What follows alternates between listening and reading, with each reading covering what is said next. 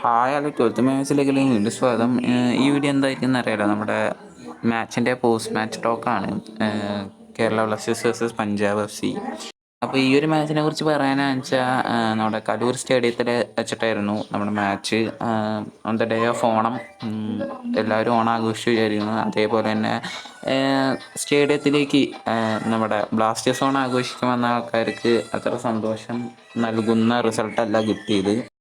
But ചില സാഹചര്യങ്ങൾ നമ്മൾ കടന്ന് പോയേ പറ്റൂ. ഇപ്പോൾ ലോണില്ലാത്തതിൻ്റെ അഭാവത്തിൽ വേണമെങ്കിൽ നമുക്ക് പറയാം. കാരണം നോവ സദോയെ ആയിരുന്നു ഫുൾ എഫേർട്ട് നമ്മുടെ ടീമിന് വേണ്ടി എടുക്കുന്നുണ്ടായിരുന്നത്.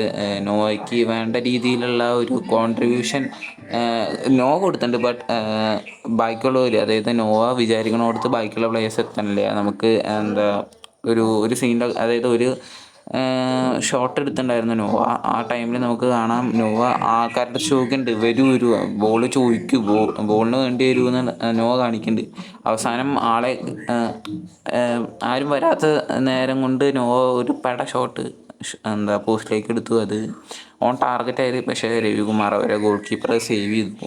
പിന്നെ നമുക്ക് പറയാനാണെന്ന് വെച്ചാൽ പല കാര്യങ്ങളുണ്ട്. അതായത് പ്രീതം കോട്ടാൽ കഴിഞ്ഞ സീസണത്തെ പോലെയല്ല, നല്ല രീതിക്ക് തന്നെ ക്രോസും കാര്യങ്ങളും പ്രീതം കോട്ടാലിൻ്റെ ക്രോസ് നിന്നാണ് നമ്മുടെ ജീസസിൻ്റെ ഫസ്റ്റ് ഗോൾ. ഡെബ്യൂ മാച്ചിൽ തന്നെ ആ ഫസ്റ്റ് ഗോൾ നമുക്ക് ഒരു പ്രതീക്ഷ നൽകുന്ന ആ ഒരു ഗോള് അടിച്ചത് നമ്മുടെ ജീസസ് പ്രീതം കോട്ടാലിൻ്റെ ക്രോസിൽ നിന്നാണ്.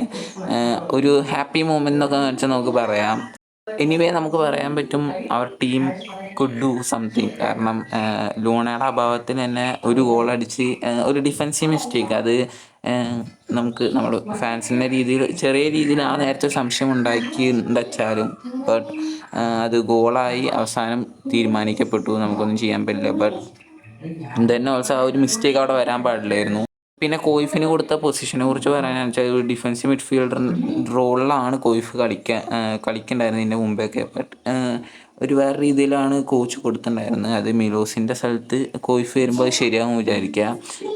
ആ കോയിഫ് അവിടെ ഉണ്ടെച്ചാൽ ഇറ്റ് വിൽ ബി അങ്ങനെ ഒരു ഗോള് വരേണ്ടതല്ലായിരുന്നു. ബട്ട് എന്താ ചെയ്യുക, ഇനിയിപ്പോൾ പറഞ്ഞിട്ട് കാര്യമൊന്നുമില്ലല്ലോ. And good match. പഞ്ചാബിലെ നിഹാലായാലും നല്ല രീതിയിൽ കളിച്ചു. പിന്നെ നമ്മൾ ആ ഒരു പെനാൽറ്റി എന്ന സിറ്റുവേഷനിൽ നമ്മുടെ സച്ചിൻ മാലാഖ ഉണരും വിചാരിച്ചു. പക്ഷേ സച്ചിന് ആ ഒരു ഇത് കിട്ടിയില്ല തോന്നുന്നു, സേവ് ചെയ്യാൻ പറ്റിയില്ല, സെൻറ്ററിൽ നിന്ന് പോണ അവസ്ഥയായിരുന്നു. സോ ലെറ്റ്സ് വെയിറ്റ്, നമ്മുടെ team could do performance better. ഈ ഒരു മാച്ച് നമുക്ക് പറയാൻ ഏറ്റവും ഇമ്പാക്റ്റ്ഫുള്ളായ ഒരു കാര്യം പറഞ്ഞു കഴിഞ്ഞാൽ അത് നോവയുടെ പെർഫോമൻസ് തന്നെയാണ്.